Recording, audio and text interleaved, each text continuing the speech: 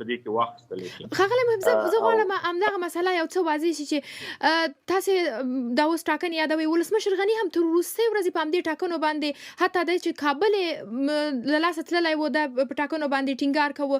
یعنې دغه باور ولسمشر سره څنګه ولې دی همیشه په دغه ټاکنو چې هغه په داسې یو حالت کې چې هېڅ امکان یې نه و؟ خو د رئیس ولسمشر د ټاکنو له لارې راغلی و، هلته یو اساسي قانون وجود درلودلو. موږ او تاسو چې کله د نظام د حفظ خبره کوو په هغې کې دغه اساسي قانون ډېر مهمه خبره ده، ځکه هغه اساس د ټولو خبرو دی.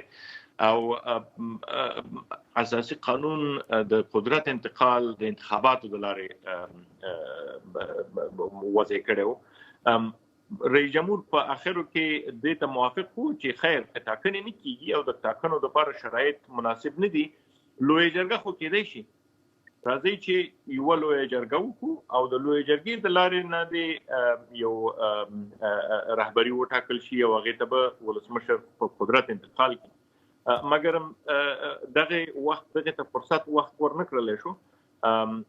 کوشش دا و چې ولسمشر دې ته واداره کړي چې داسې یو معامله وکړي چې دی ورسره خوښ نه دی. هغه یو استبدادي نظام ته مشروعیت ورکول